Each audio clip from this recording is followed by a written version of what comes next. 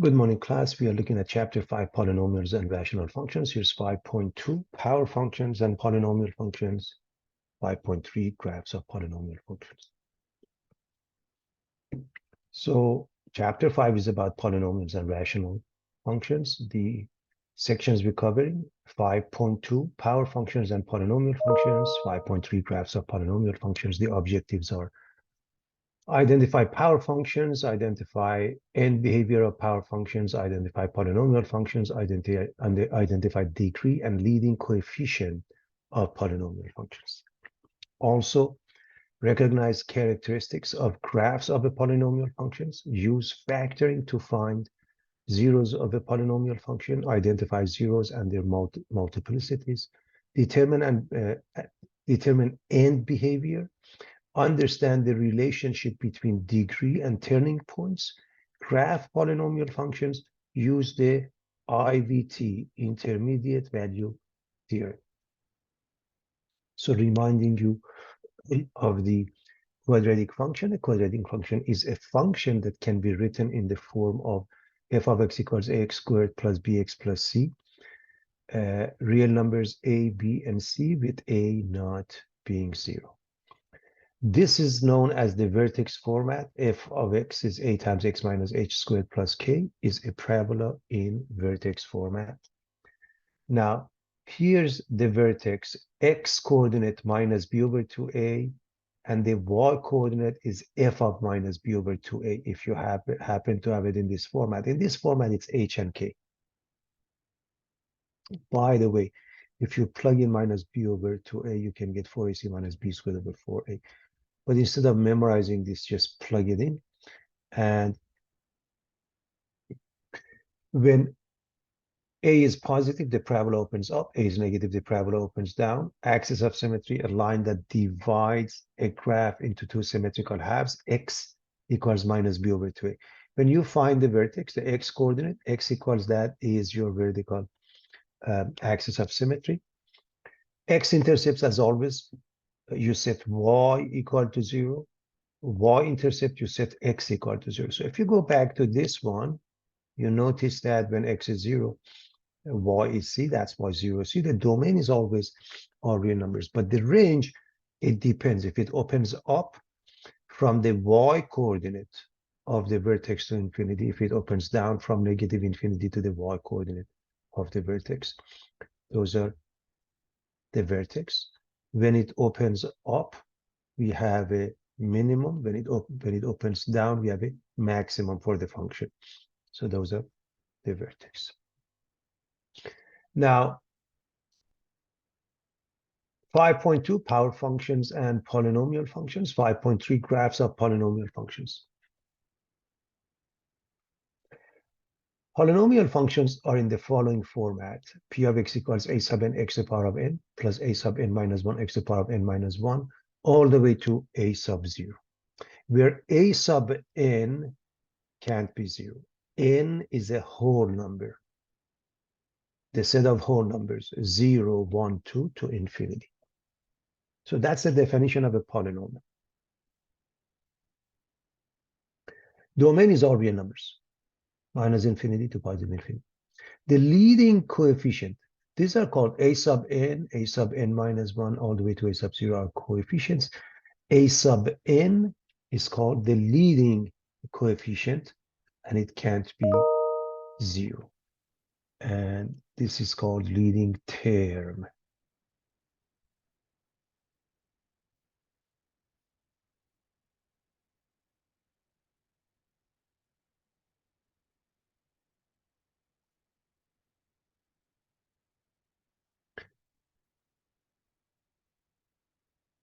The degree of the polynomial is n.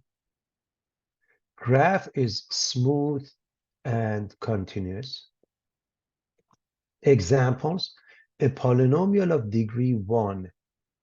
We are familiar with that. P of x equals mx plus b is a linear function. A polynomial of degree 2, P of x equals ax squared plus bx plus c is a quadratic function. So a warm-up example, P of x is given as 2x to the power of 6 minus x to the power of 4 plus 2/5 x cubed minus 2. By the way, you notice it's in Descending order, meaning the powers, the exponents on x, they go down. That's called descending order. So this is the leading term. Leading term. What is the degree? The exponent on that, the degree is 6.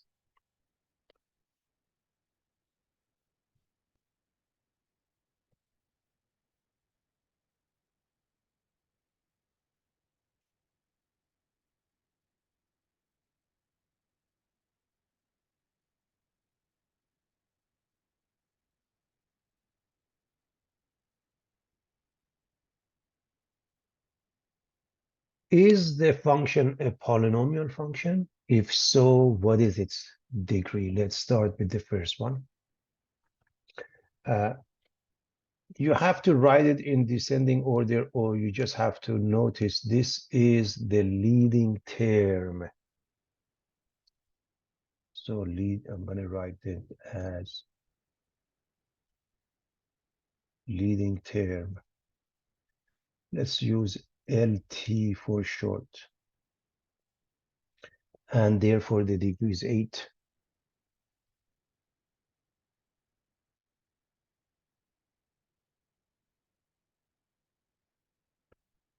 This is a rational function. Remember, the format is such that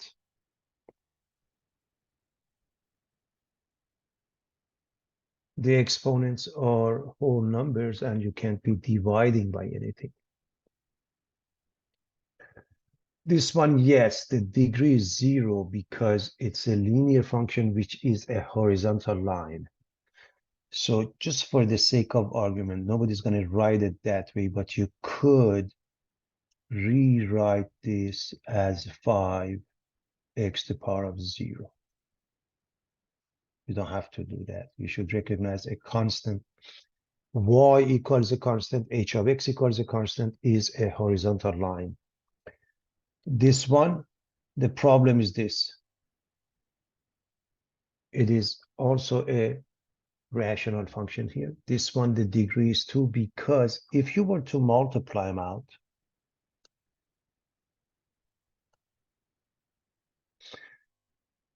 what matters is the leading term is x squared, even if you don't write the rest, even if you said, okay, it doesn't matter what the rest is. As long as you write the leading term, and of course, in descending order, every piece follows the being a polynomial. The degree is 2, and yes. But if you want to write it out completely, then we could write -3 and +2, they add up to -1, so minus x, and then their product is -6. And as I mentioned, the problem here, okay, so this is not a polynomial, rather it's a rational function because this in essence is 4 over x, everybody. And the last one, part F, this is your leading term. Again, let's solve it, LT, leading term, and the degree is 3.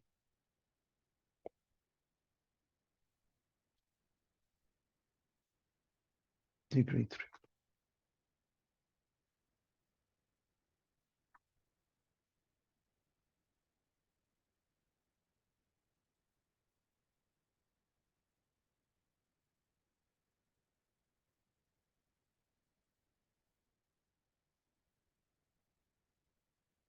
All right, graphs of quadratic functions, parabolas are in the form of y equals ax squared. If a is positive, it opens up. Negative, it opens down, looking like this, opening up. Notice in this case, a is 1, which is positive 1. In this case, a is -2. So that's how quadratic functions look like. Cubic functions. When the degree is 3, we call it a cubic function. P of x equals ax cubed plus bx squared plus cx plus d, and a can't be 0. And it will look like this one. When the degree is higher, y equals x to the power of 4 minus 3x squared plus x looks like that one. When it's even higher, looks like that one. For example, y equals 3x to the power of 5 minus 25x squared plus 6x. You can use a graphing calculator, graph them to have an idea. So what does that tell us is that dealing with the power functions, we end up with the format f of x equals x to the power of a. A is a number, is a constant. A equals n, where n is a positive integer. So f of x equals x to the power of n. N is 1, 2, 3, and it continues indefinitely, are polynomials. They have only one term. For example, y equals x is a line through the origin with the slope being 0. Y equals x squared is a parabola. Okay, so we remember those. N is exponent. If it's even, f of x equals x to the power of n is an even function, and its graph is similar to the parabola y equals x squared. Looks similar to that. That is referring to finally the n behavior. If n is odd, f of x equals x to the power of n is an odd function, and its graph is similar to that of y equals x cubed. So graph of f of x equals x to the power of n. In the case of n being 1, 2, 3, 4, 5, they look something like this. Y equals x, n equals 1, y equals x squared, x equals 2, y equals x cubed, x equals 3. Now notice, in the case of y equals x to the power of 4, it's similar to y equals x squared. In the case of 5, both of them are even. You should notice that. That's the concept, the exponent. This one, x to the power of 5, is similar to x cubed. And that's the idea that is discussed here. So general shape. Remember, if you want to graph them, you need more details, but you should have an idea roughly how the graph looks like for elementary basic functions. As n increases, when the exponent gets larger and larger, the graph of y equals x to the power of n becomes flatter near 0 and steeper when absolute value of x is larger than 1. If x is small, then x squared is smaller. X cubed is even smaller. X to the power of 4 is smaller still, and so on. That's the reason for it. So the larger the absolute value, the faster they grow. That's why if you look at this one, if it's going slowly, it becomes faster. That's the idea is discussed here. And this is comparing various functions with n being even, x squared, y equals x squared, y equals x to the power of 4, y equals x to the power of 6. Notice they, on the right side specifically, you notice that they jump up faster, they increase faster. And this is y equals x cubed here versus y equals x to the power of 5.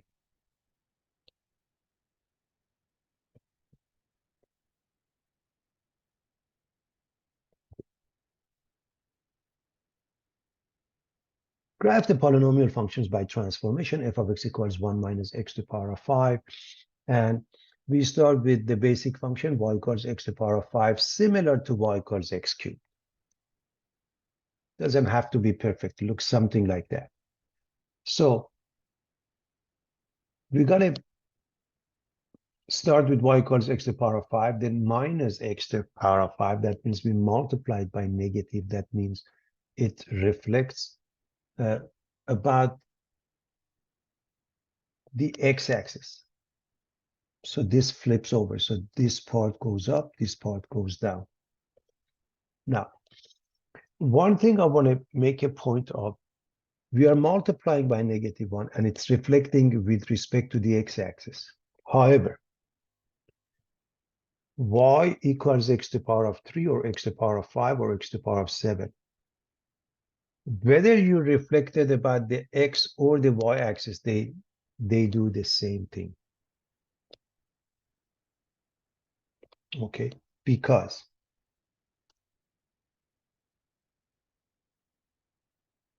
so this is now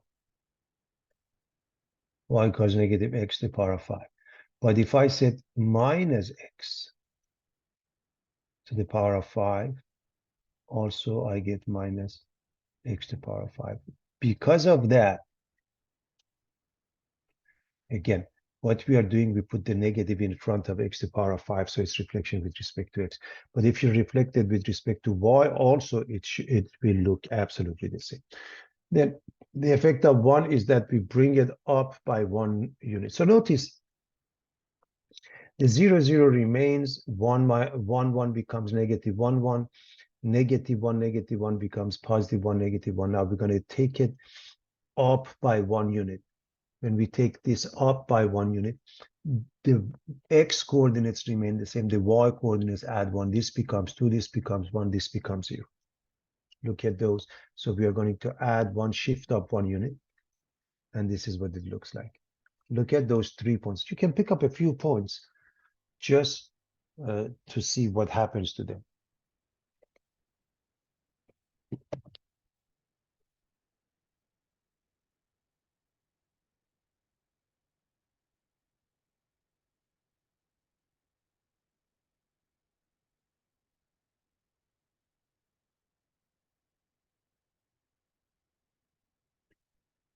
One half x minus 1 to the power of 4. It looks like times 4, but this is to the power of 4, everybody.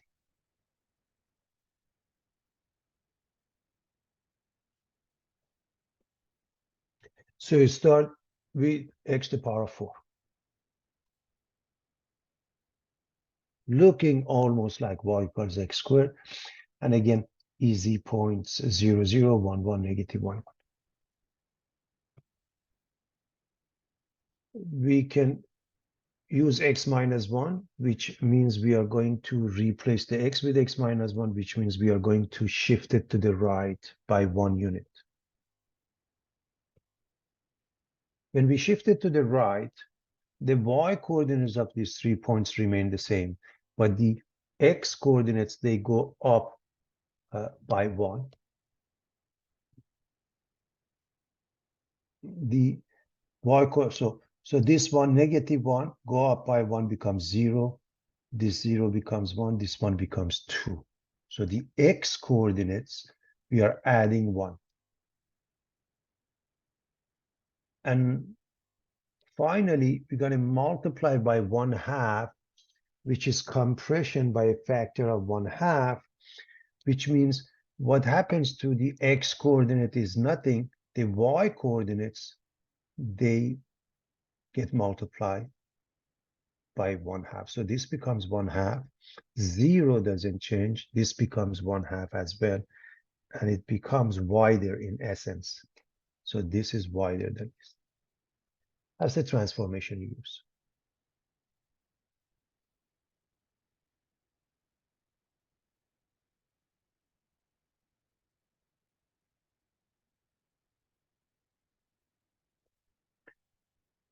Theorem behavior near 0, multiplicity. The zeros of a polynomial f of x are the solutions of the equation f of x equals 0. Equivalently, number 1, each real 0 is an x-intercept of the graph of f. F of c equals 0, there is at least one 0c, and hence by the factor theorem, f of x has a factor of the form x minus c. Number 3, c is a solution of the equation f of x equals 0. If a factor x minus c occurs m times in the factorization, then c is a 0 of multiplicity m of the polynomial f of x, or a root of multiplicity m of the equation f of x equals 0. If c is a real 0 of f of x of multiplicity m, then f of x has the factor x minus c to the power of m, and the graph of f has an x-intercept c. If m is odd, then x minus c to the power of m changes sign as x intersects through c, and hence the graph of f crosses the x-axis at c0. For example, y equals x to the power of 5 or x to the power of 3 or x to the power of 7. It crosses because it does change sign, x minus c to the power of m. And if m is even, then x minus c to the power of m does not change sign at c, and hence the graph of f does not cross the x-axis at c0. For example, y equals x to the power of 4 at that given point, because it's x and the exponent is 4, it can't cross because the sign on both sides of the intercept remain the same.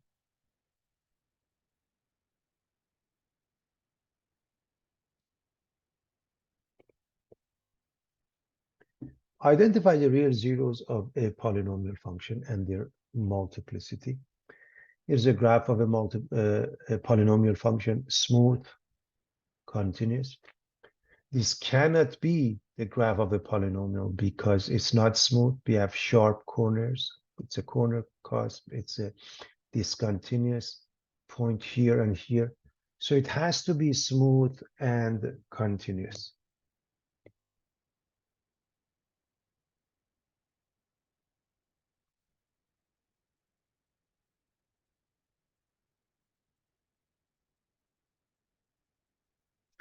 So here's the graph of a polynomial function.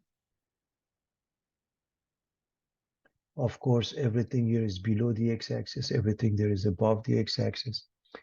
This is where the function crosses the x-axis, which means this intercept, for example, whatever this number is, x minus this number to the power of n, that must be odd, whereas this one must be even because it can't cross. It crosses here, it crosses here too. Turning points. If f is a polynomial function of degree n, then the graph of f has at most n minus 1 turning points. If the graph of a polynomial function has n minus 1 turning points, then the degree of f is at least n. So I want to make sure we understand this concept. So we know the degree is n, then we have n minus 1 turning points. For example, if n is 5, we can have maximum of 4 turns in the graph. So this is one turn, this is another one, this is another one, this is another one. But if you know the number of turns, at least you add 1 to it, at least for the degree.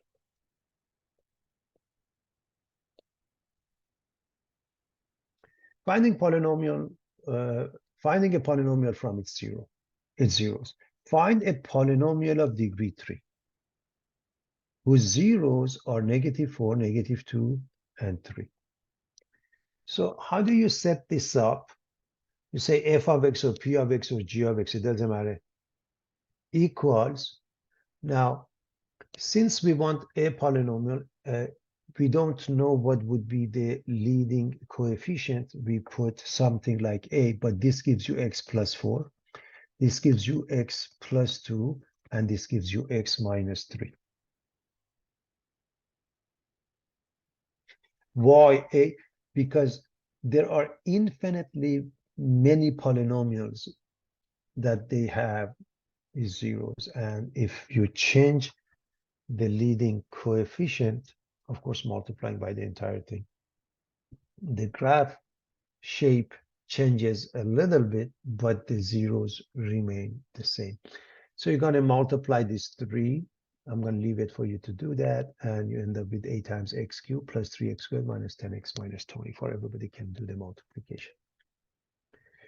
So given x minus r to the power of m is a factor of a polynomial, and x minus r to the power of m plus 1 is not a factor of f, R is called a zero of multiplicity M. So if it repeats however many times, let's say it repeats 4 times, then we say the multiplicity is 4, but not 4 plus 1, 5. That's the idea. So given the polynomial, list the zeros and their multiplicities.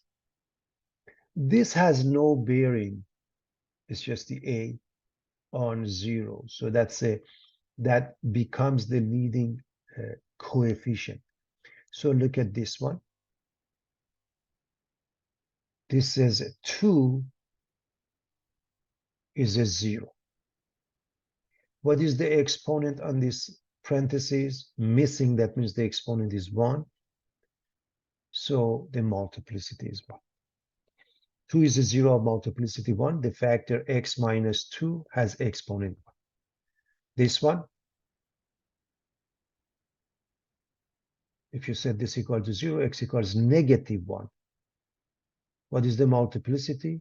3. Negative 1 is a 0 of multiplicity 3. The factor x plus 1 has exponent of 3.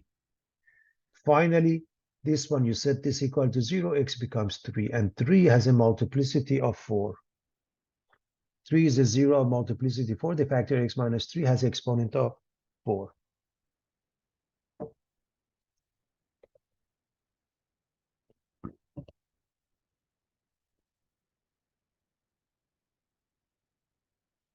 The end behavior of a polynomial function is the behavior of the graph of f of x as x approaches positive infinity or negative infinity.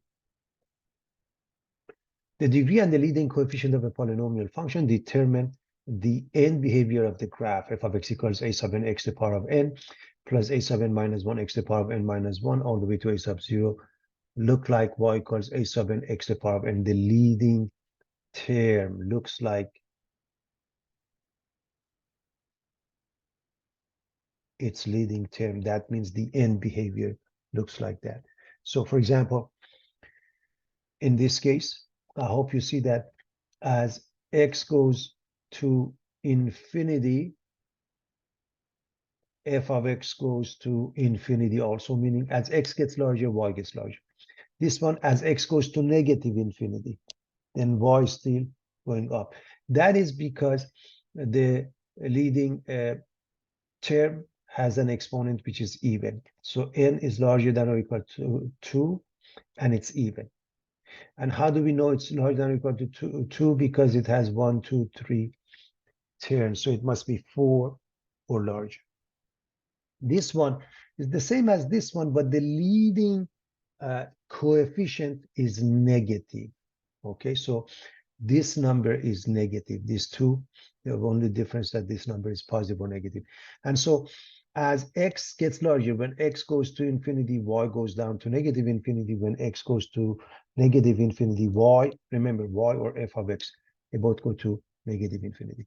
And of course, n is larger than or equal to 2, the same reasoning that I mentioned. In this case, n 1 and 2 terms, so n is larger than or equal to 3, and the reason it's odd looks like the end behavior looks like the end behavior of x cubed. X gets larger, so does y. Both of them go to infinity. X gets smaller, so does y. Both of them go to negative infinity. And this is the notation, by the way, as x approaches infinity. That's the concept known as a limit. Later on, we'll discuss this with more details in calculus. So f of x is approaching infinity. That's the meaning of it. And this one looks like minus x cubed. I'm talking about the end behavior. So this one is the first and the third quadrant. This one is the second and fourth quadrant. As x goes to negative infinity, we go this way, y blows up to infinity. In this case, when x goes to infinity and gets larger this way, f of x gets smaller, f of x over y. So that's the idea of the end behavior. The end behavior similar to y equals x squared. The end behavior similar to y equals negative x squared. This one similar to x cubed. This one similar to minus x cubed.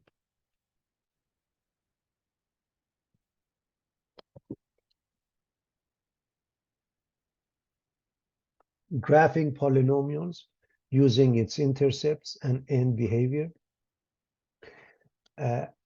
Later on, of course, when we add calculus, we have a better idea as to what happens to them as far as finding max, mean, intervals of increasing, decreasing, and so forth. So basically, it's very easy to see that this is a 0. So x-intercepts happen at, set this equal to 0. And it happens at -1 and +2. So we have -1, 0, 2, 0. So we found 2 x-intercepts.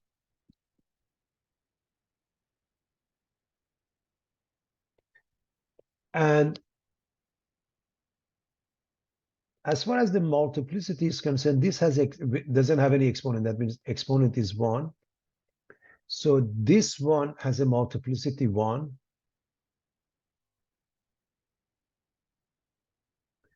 But 2 has a multiplicity 2 because the exponent is 2.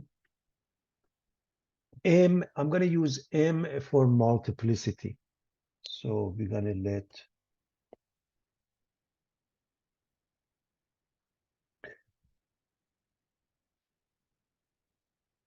m represent the multiplicity. So when we say m, it is the multiplicity. Multiplicity 1, multiplicity 2. And so what are the intercepts? We have those 2 intercepts. What about the y-intercept? If you go back to this format, it's easier. X is 0, so it becomes 4. In other words, 0, 4. So we have all the intercepts. What about the end behavior? The end behavior,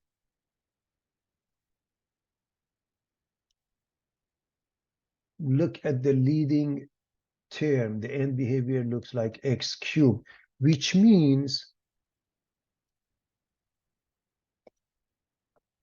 the first and the third quadrant. That is the concept of an end behavior.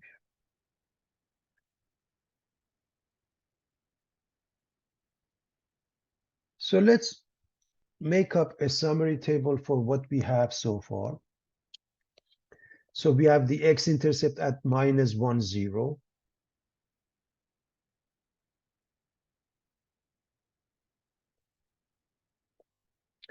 We have the y-intercept at 0, 4. Well, later on, you'll see that in actually calculus, y, we have this arrow. This represents the max. It can't cross it. You don't have to worry about it at this point.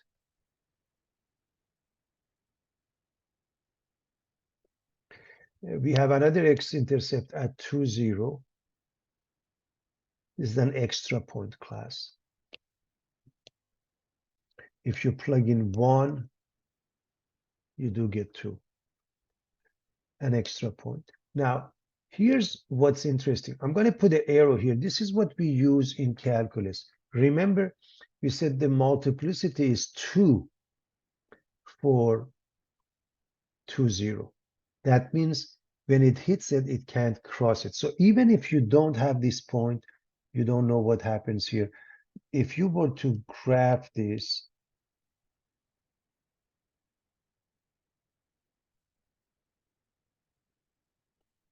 you would say, okay, here's the end behavior. It's going to hit this point, but it can't cross, has to come back up. Let's say I don't know how it goes. Let's go, it goes up and comes down back at some point. But as it hits this one, it has to go through the point, or it may go like this and come down, or it may go like this and then come down. So we may not know when it peaks, not using calculus, and that's fine. But we know the end behavior, we know the intercepts, we know the multiplicity, and we should be able to graph this easily and is an extra point. 3 comma 4 is an extra point class. So the graph is what you see here. So this is with a little bit more details.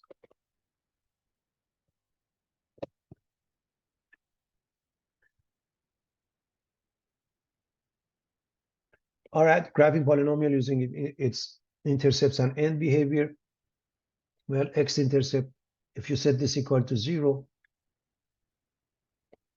one of them is 0, x equals 0 and x equals 3. So we have 0, 0 and 3, 0, where this one has a multiplicity 1, and this one, 3, 0, has a multiplicity 2. So 0 is the 0 of multiplicity 1. The exponent and the factor is 1. Remember, when there's no exponent, that means the exponent is 1. And this one, m equals 2. The exponent and the factor x minus 3 is 2. So it's fairly easy to distinguish between the two, everybody.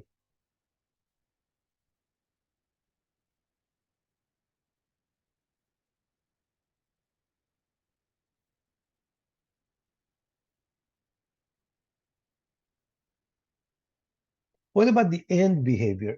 What you need to know, if you multiply them out, it's x cubed. You don't even have to know the rest of them. This is your leading term. Although you can say x minus 3 squared is x squared plus 6x minus 6x plus 9. You can do this. You can raise this to the power and you get x squared minus 6x plus 9, and then apply the x. But we are interested in the leading term, which means right away, this is the meaning of the end behavior. Okay, looks like y equals x cubed. So you plot the points 0, 0, 3, 0. By the way, 0, 0 is both the x and y-intercept. It happened to be both of them, okay?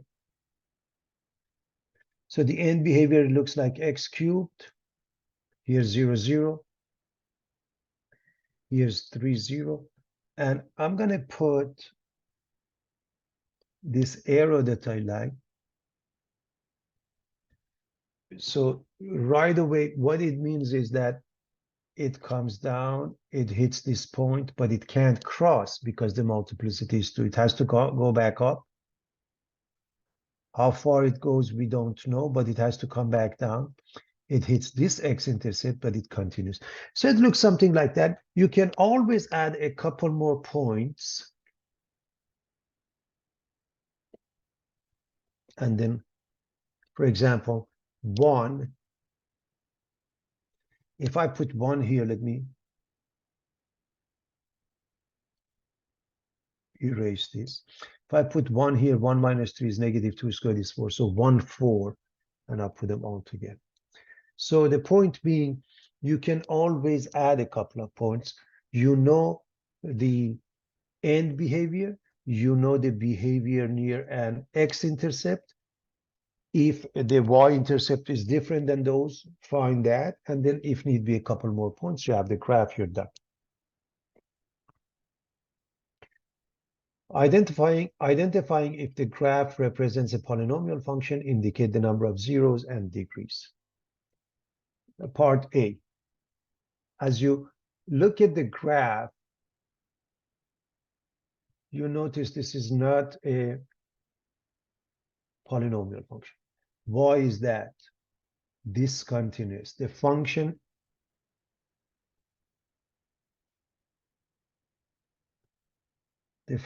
is discontinuous. CTS, short for continuous.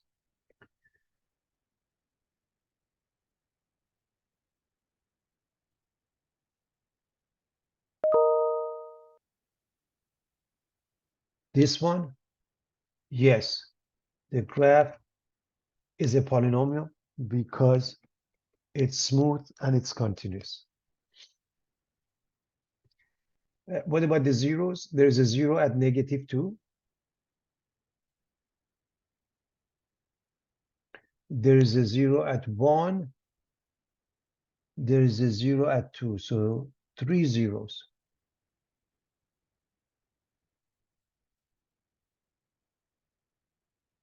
One and two turning points. The degree is 3 or larger.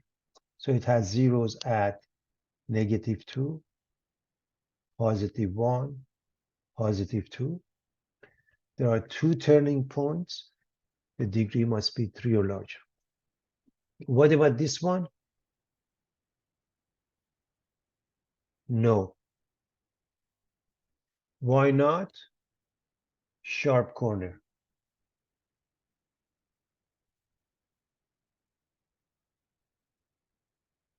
It has a sharp corner. It's not smooth. Is it continuous? Yes, but it can't be a polynomial function. If you look at the last one,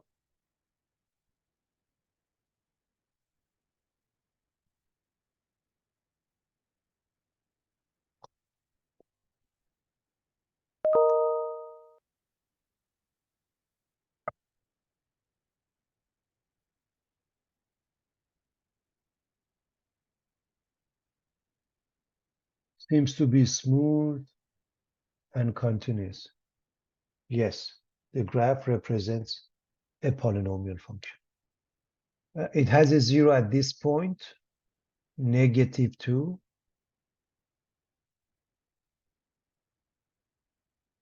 and at this point, +1,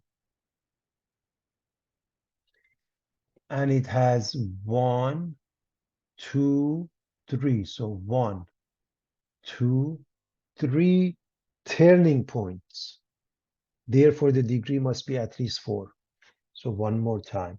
It has zeros at -2 and +1. There are 1, 2, 3. One short way of looking at it would be peaks and valleys. Peak, valley, peak. Okay, max, mean, max. There are 3 of them, so the degree must be at least 3 plus 1 or 4.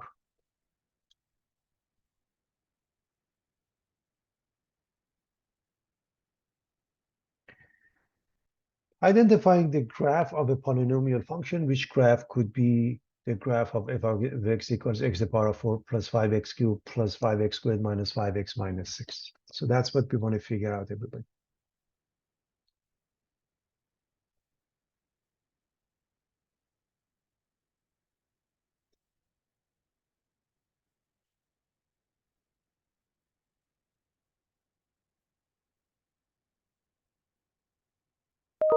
Notice that whenever you have a function in this format, your y-intercept is the constant.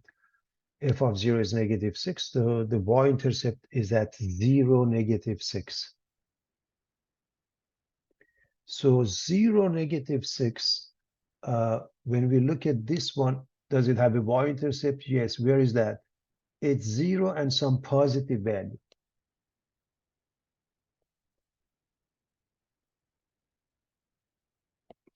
This one has a negative value. This one has a negative. I'm looking at just the y-intercept. So the first one is out.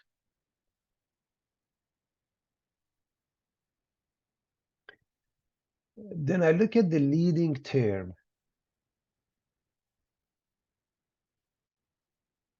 Leading term. The degree is 4. And 4 minus 1 is 3. Maximum we have 4 minus 1 or 3 turning points.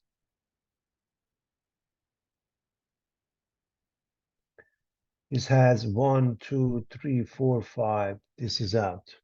This has too many turning points.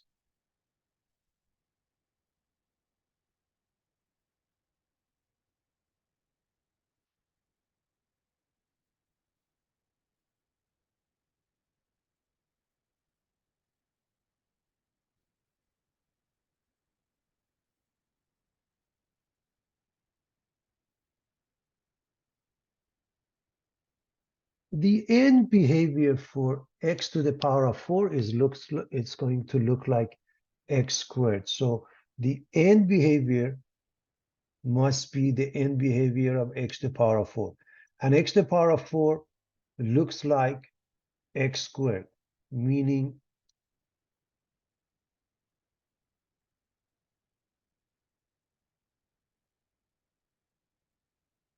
this is the end behavior. Okay, everybody? Therefore, this one is out. And so the answer must be A. I hope everybody is clear as to what I'm saying here. It should be pretty straightforward, everybody. I'm going to quickly recap to make sure everybody is fine with that. First, we look at the y-intercept. That is a very easy point to look at. And because the y-intercept is negative, and all of them have a negative y-intercept except this one is out. Then we look at the degree, it gives us the number of turning points. And this has too many turning points, this is out. Finally, the end behavior, the leading term tells us the x to the power of 4 will take over, and x to the power of 4 or x to the power of any even exponent will look like x squared. This is the end behavior, okay? So this is fine. If it was minus x to the power of 4, this would be the answer, but it's not, and it's out. So I hope you see how you come up with the answer. Write a polynomial function from its graph. So we start with the intercepts. The first one we notice, x-intercept at -2, 0. So, or simply -2. And because it crosses, it doesn't cross, it bounces back, the multiplicity is even.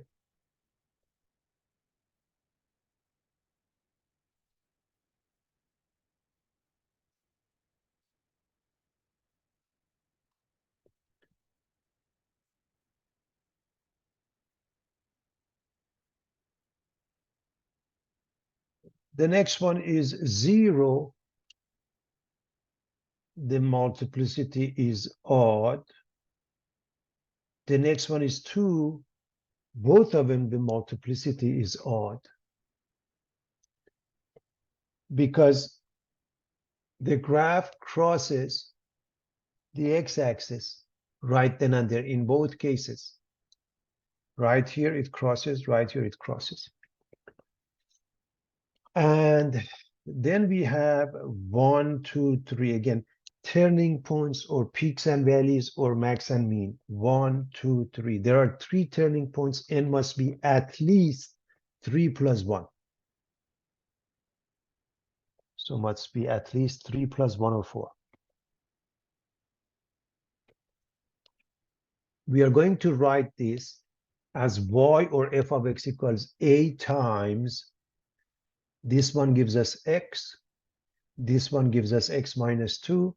This one gives us x plus 2. But m is 2. So again, 0 gives us x.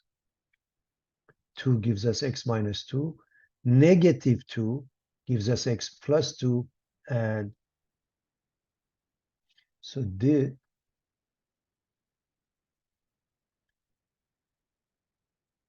one gives us that. M is even, we take it to be 2.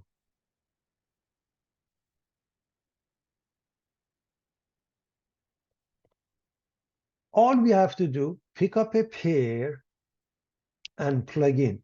They have given us this pair, -1, 6. So into this function, x is replaced by -1 and f of x or y is replaced by 6. -1, 6. That's an easy point that is given, everybody.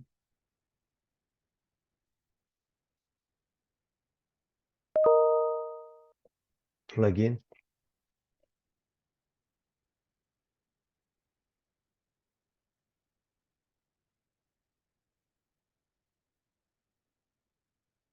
-3, +1.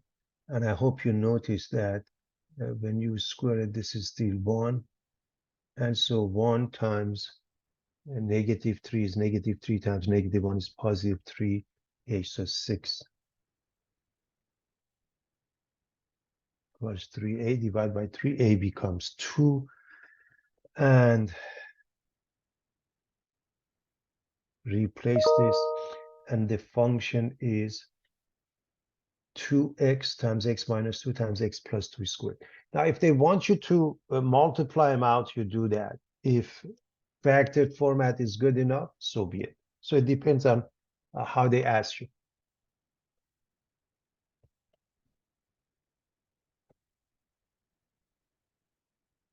Example 11, analyze the graph of a polynomial function. F of x is given as 2x minus 1 times 2x plus 1 times x plus 3 squared. If you multiply them out, you get 4x to the power of 4 plus 24x cubed plus 35x squared minus 6x minus 9. This is more important to us in order to graph them because we want to look at a bunch of stuff. And I have the steps that we want to take here, everybody. For example, we want to look at the end behavior. That's why this is handy. Okay. Notice n is a 4. A happened to be positive. So the end behavior looks like x to the power of 4, or more importantly, x squared. So n is 4, this number, not this one. It so happened a is 4 also. So this is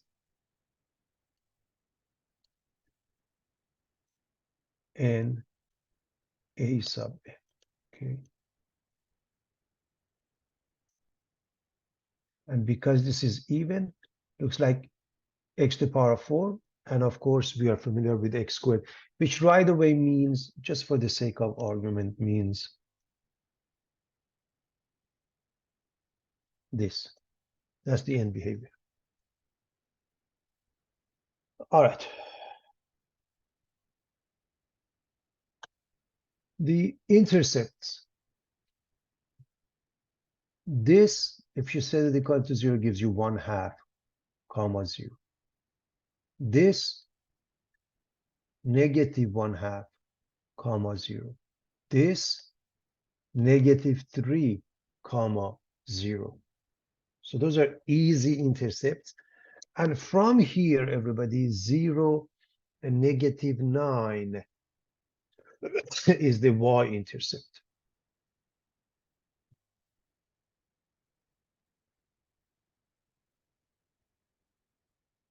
Now, what about the multiplicity of these zeros? Exponent 1, multiplicity 1, crosses the x-axis. Same thing here. No exponent, that means multiplicity 1, it crosses the x-axis. The last one, minus 3, 0, multiplicity is 2, doesn't cross the x-axis. How about the maximum number of turning points? Well, n is 4. 4 minus 1, n minus 1. So maximum could be 3 turning points. So if we put all of this together, okay, so this is the end behavior. Those are the intercepts, everybody. And notice crosses here, but at negative 3, 0 doesn't cross. And here's your y-intercept. All you have to do is just graph those 4 points. And at negative 3, notice that it's not going to cross. That's why I like to put this arrow that we use in calculus. And it shows that it crosses it. Okay, the graph crosses at this point, and this is the y-intercept. It doesn't cross here. Okay, the graph touches the x-axis at that point. Putting them all together, the graph will look like this. So you should have a rough sketch as to how the graph looks like.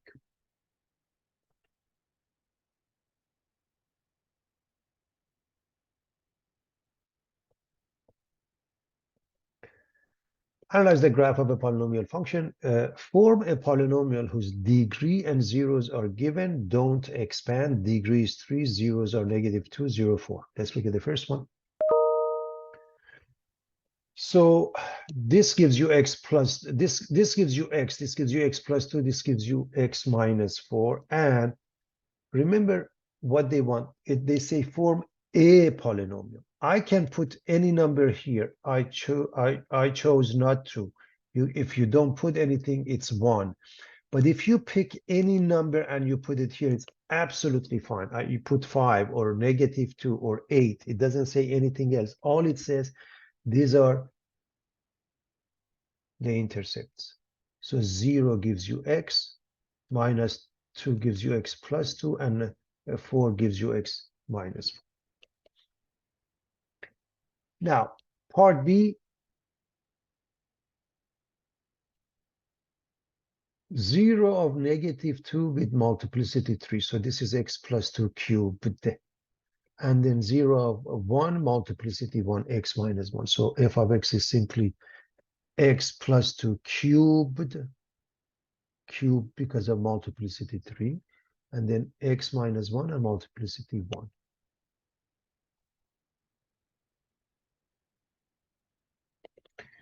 What about the graph? Find a polynomial function from the graph shown.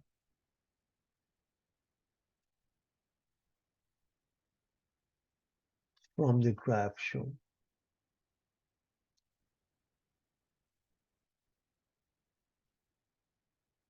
Well, we have 1, 2, 3 x-intercepts. This is one of them.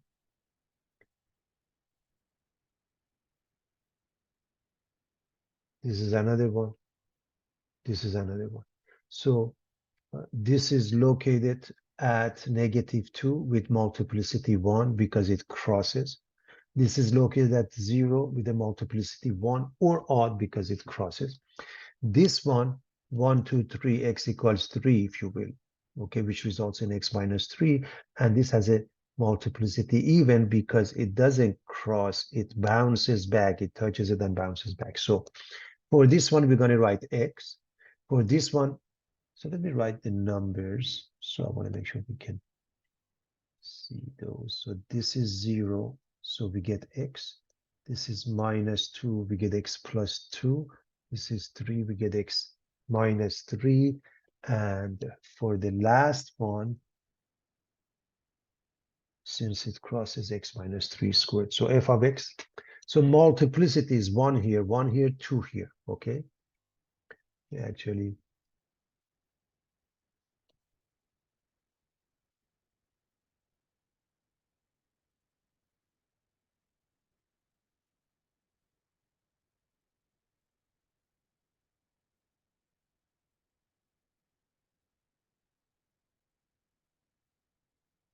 now it's clean.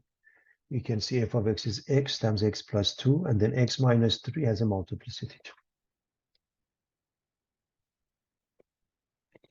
And I hope you see that you have 1, 2, 3 turning points, and the degree must be at least 4. And this has degree 1, this has degree 1, this has degree 2. So the degrees, they add up to 4 when you do the math. So it becomes pretty obvious as to what's the answer.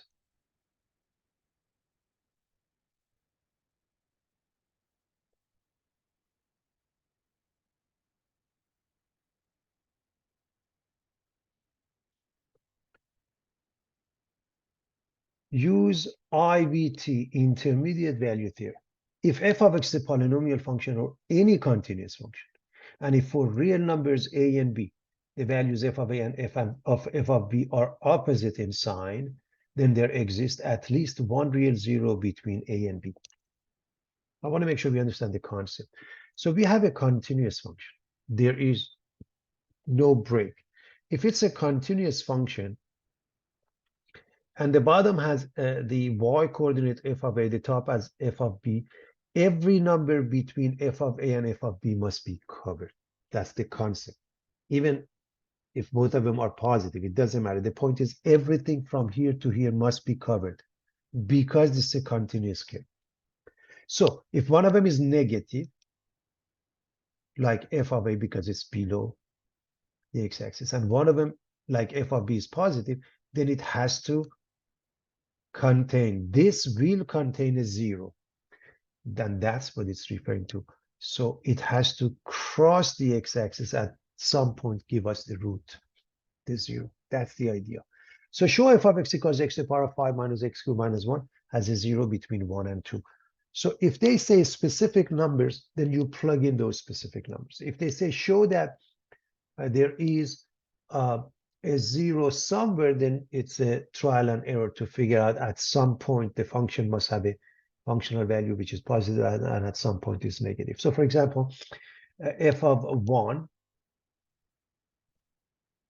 f of x is continuous, and by intermediate value theorem, it has to have at least 1 0 in between. If what? Let's look at it to find out why this would be the case, and that's extremely important. So number 1, let's find f of 1. F of 1 is 1 to the power of 5 minus 1 cubed minus 1. And I hope you see that it's negative when it's negative. So f of 1 ends up being a negative value. We are interested in the sign.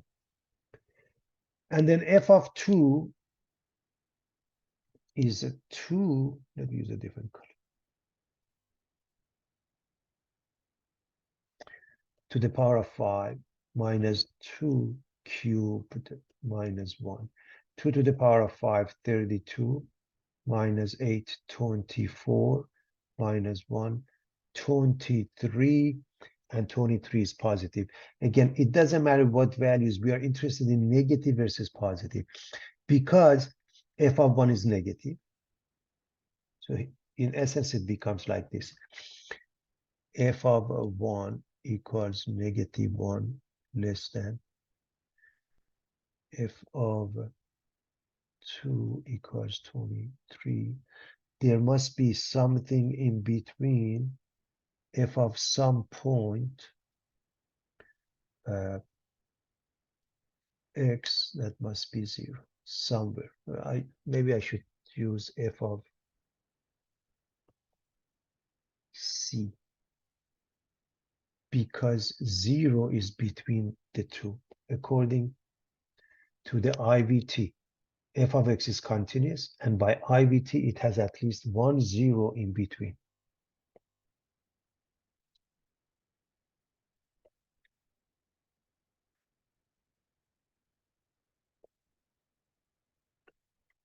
Show p of x equals x cubed minus 2x squared minus x plus 1 has a 0 between 2 and 3. They have given us a specific points.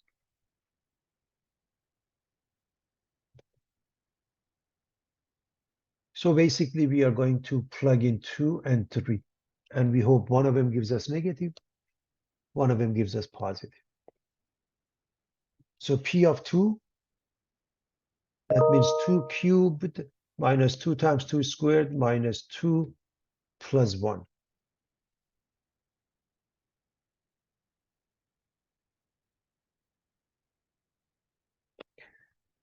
So this is 8. This is 4 times 2 is 8. 8 minus 8.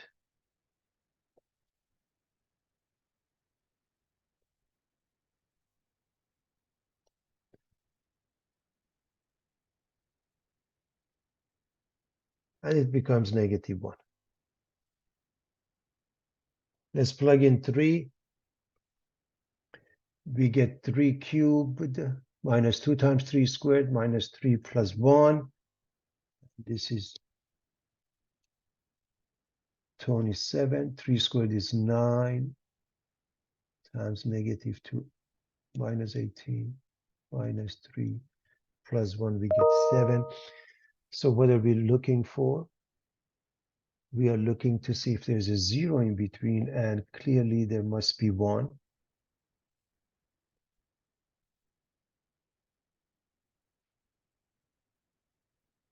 Because you're dealing with a polynomial function of degree 4, which is a continuous function. By IVT, it has to have 1 0 in between the two numbers.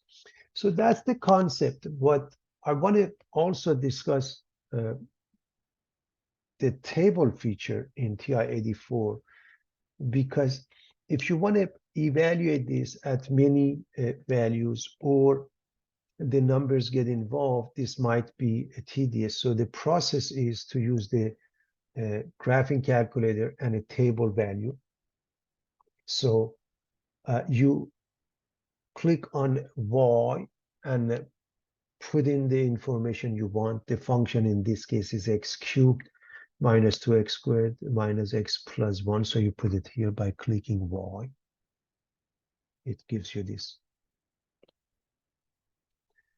And of course, if you click on the graph, it brings up the graph, looks like that. And from the graph, you can guesstimate where the x-intercept is. They just don't want the x-intercept. We have seen how to find the x-intercept using a graphing calculator. I want to discuss the table if you want to evaluate the function at different values.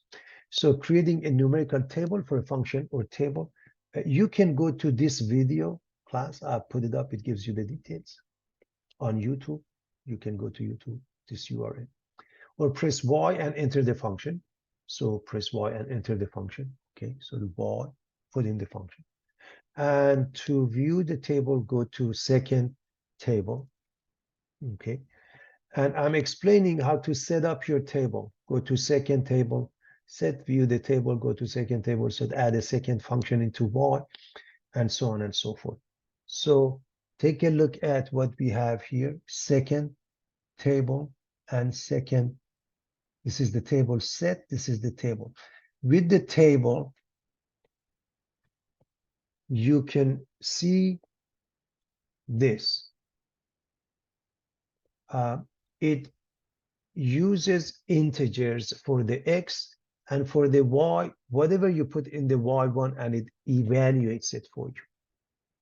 But if you go to table set, you can say you want to start from a different point, and instead of, normally this is 1, if you keep it as it was, automatically it does this one. But if you make this change, again, you tell it what is your starting point. Okay, second table set. It may be hard to see here. And then you can say, okay, I want to add just 1 or 0.1 or 0.01 or 0.001, and it does the calculation for you. The advantage of using the table is, again, if the numbers are easy, like 2 and 3, we can do it. But if it gets involved, it's very difficult. So the purpose of that was to use numbers that are pretty difficult to do. So we let the computer, in this case, the graphing calculator, do it for us. I just wanted you to see that. If we make it larger, we notice, for example, between these two numbers, notice this is negative, everybody. 2.246 results in some negative value, negative 0.005. But the next one, 2.247, gives us positive value, 1.1 e minus 4. That's a scientific notation. That means 1.1 times 10 to the power of negative 4, which means, therefore, the 0 lies between these two numbers, 2.246 and 2.247, since there's a sign change in the function values. Why did we pick those numbers? I'm doing it on purpose to make a point, meaning how to use a table, how to create a numerical table, and how to use the table function using a graphing calculator.